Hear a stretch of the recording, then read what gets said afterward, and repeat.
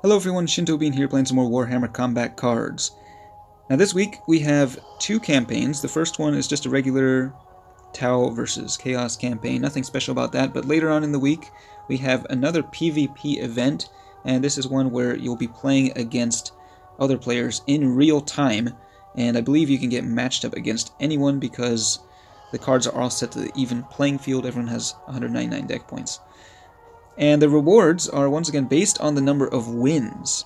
So this is actually going to require quite a few games to get the final rewards, because PvP, you have a much lower win rate than you would against the AI. But you can get a lot more rewards, or at least cards, from this campaign. The mission rewards include 3 sets, and are based on the amount of damage that you deal with your cards, either melee, psychic, or ranged. You can go for all 3 at the same time, and potentially get packs of cards and also copies of rare, epic, and legendaries. But you do have to deal a lot of damage, so again, it is a pretty big time commitment. But I'll get into that once the campaign goes live. For now, we are going to play a match in casual mode. Now, the benefit of playing in casual mode is, here we are at the beginning of a new season of ranked mode. If you look at my ranked factions, Tau are at rock bottom. So if I were to play a match as Tau in ranked right now, I'd just get matched up against a really weak deck, most likely. And you can't really gauge, how good your deck is when playing against decks that are vastly inferior. So in casual mode, you can still get matched up against really powerful opponents, even at the beginning. It's not based on your trophies or anything like that. So we're going to run a melee Tau deck here with Commander Farsight. Now this is a pretty terrible deck, but I'm just curious to see how it'll do. Tau, obviously, are not the faction you want to use if you want to go melee, but this guy just showed up in my card shop. He must have been released into the general card pool recently. I did not have him before, but I purchased the 2 copies. 1,000 coins. It was a pretty steep price to pay, but the collector side of me just wanted him in the collection. So he is a melee only, and he has shields for his trait. He actually gains quite a few attack stats with the upgrades, so there he is at max level. So fun little card there. Combo him with Commander Farsight. We have a few Kroots as well. Kroots, of course, have a pretty decent melee attack, at least by Tau standards. So we're going to see how this goes. Of course, with Commander Farsight, you generally want to go ranged. I mean, that is the obvious choice. Go ranged and then finish with the supercharged up melee attack. If you go melee the whole time like you do with this deck, it's probably not going to end well. But we'll see if we can pull off a victory here against Gazgul Thraka. They do have the initiative, so we will be going second. And let's just take a look at the level here. Level 4, so not a super high level card. We'll see. Let's see. We'll start off with an outflank here. Deploy that Kroot tracker. Do have quite a few bodyguards. Alright. The Krootox. This is one of my favorite Tau cards. Berserker. The thing is actually pretty strong if you can keep it alive. Deploy another Kroot there. And let's see, okay, so they have sort of a mix of melee and ranged. I'm not sure what they're going to go for. Man, a lot of these Tau cards I just never use, so I didn't bother upgrading them. This guy is just at such a low level.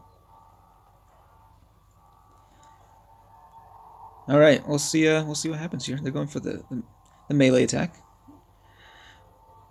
And they do have the little mini tanks there. Taunting, absorbing all that damage. So, I said I was going to go melee the whole time, but I think it would be better to go ranged at some point. But yeah, we'll start off with the melee attack here, and then maybe switch to range just for maybe 1 turn, because we will get a lot of ranged charge there.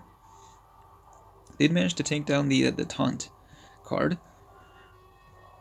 And let's see, what are they going to put down next? Okay, boost Blasta. We'll put down the Krootox Rider here. Haven't seen this one in a while. Level 10. Okay, so some of these cards are actually at a pretty high level. Oh, they are debuffing the ranged. That's too bad.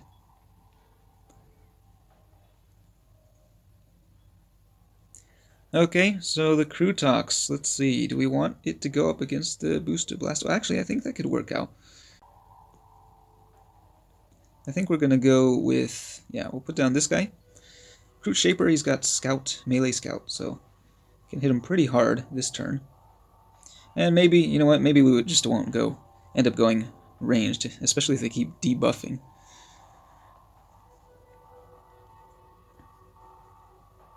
I really want to keep that Krutox alive until the end game, but I don't think it's going to happen. Just have too many bodyguards in here.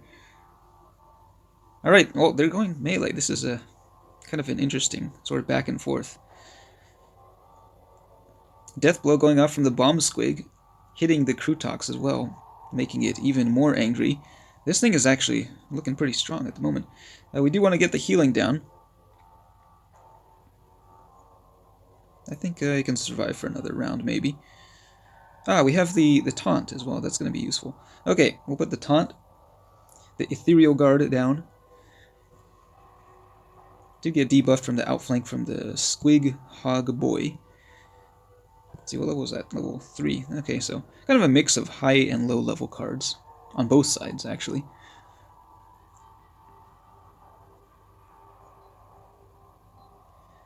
Okay, are they going to go for... They're going for ranged. Alright, that actually worked out very nicely. The Ethereal Guard taking all of the damage there, allowing the Krutox Raider to fight back. These Tau are actually doing quite well so far. Only one more bodyguard to get through. I guess the deck we're up against is not really the greatest. They didn't have any really big units in there, other than the Booster Blasta, if you can count that.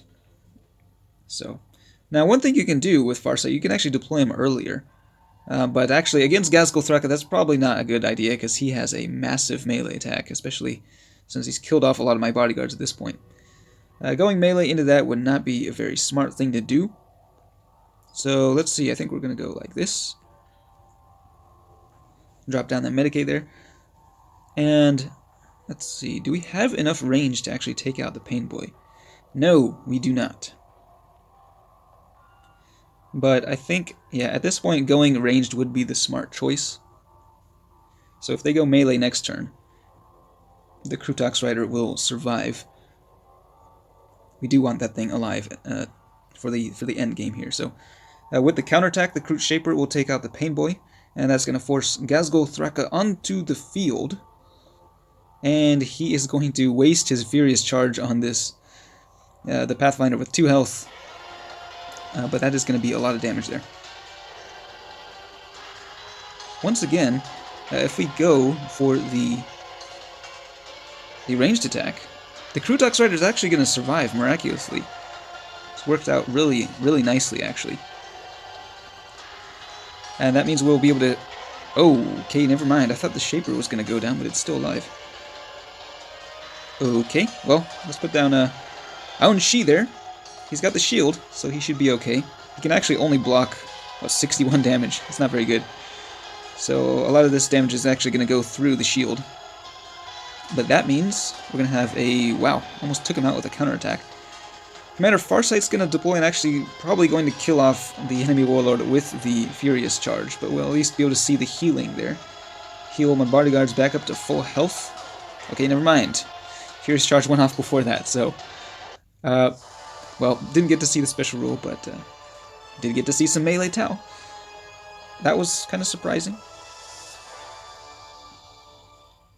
Again, I would not recommend this deck, though. I mean, in ranked mode, there's no way this could hold a candle to what people are running.